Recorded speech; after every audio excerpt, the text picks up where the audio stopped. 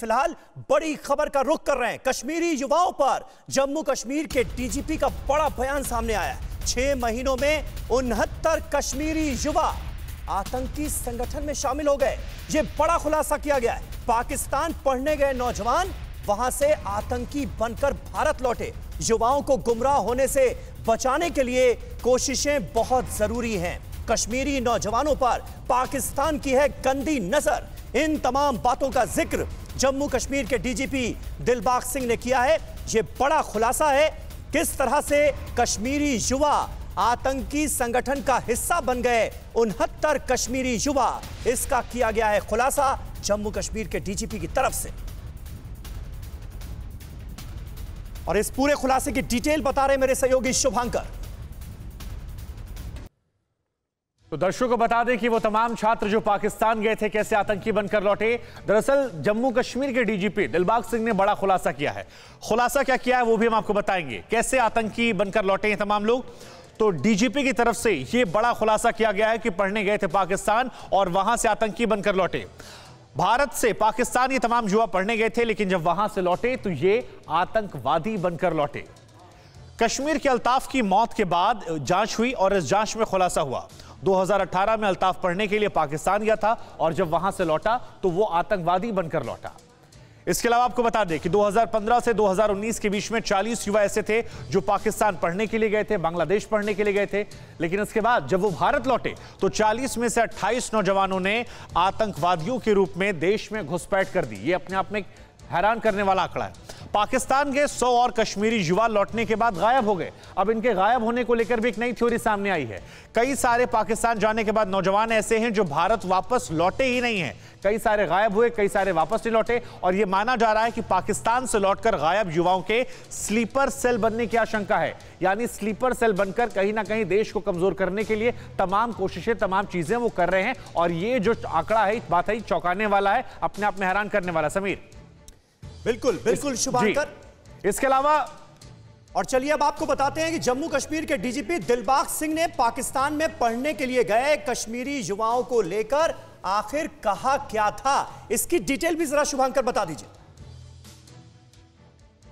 बिल्कुल समीर, ये जानकारी भी दर्शकों को हम देंगे।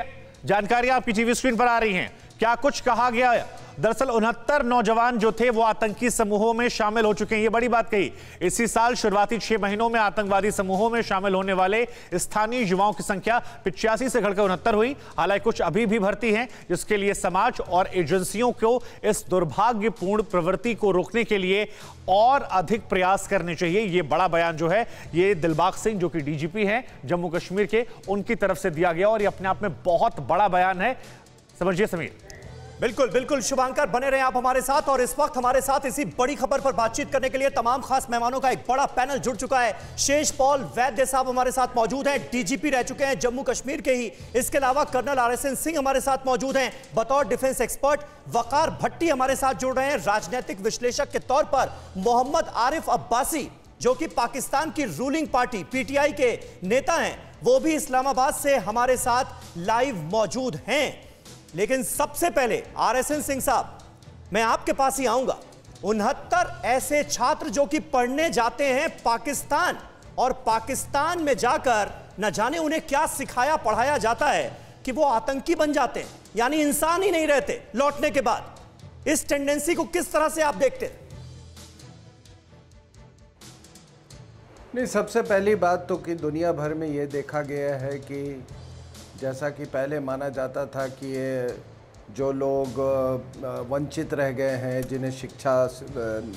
जिन्होंने शिक्षा नहीं प्राप्त की, वो जिहाद की तरफ खींचे चले आते हैं। तो ये धारणा तो बहुत पहले ही, ये भ्रम टूट गया था पूरी दुनिया में। एक सर्वे के अनुसार जो 70% जो ISIS में जो ग्लोबल जिहादीज थे वो इंजीनियरिंग ग्रेजुएट्स थे, उन्होंने तकनीकी शिक्षा प्राप्त की थी। और यही मापदंड जो है वो कश्मीर में भी लागू होता है। तो ये कहना कि वो पढ़ने गए थे, तो पाकिस्तान में आप देखिए बहुत जो उच्च दर्जे के जो जिहादी वहाँ पर बने, वो आखिर ये जो सेमिनरीज, चाहे वो बिनौरी सेमिनरी हो या सैमूल हक से सेमिनरी हो, खैबर पख्तूनख्वा में, सब जगह तो शिक्षा दी ही जाती है। बड़ी बात कह रहे हैं सर।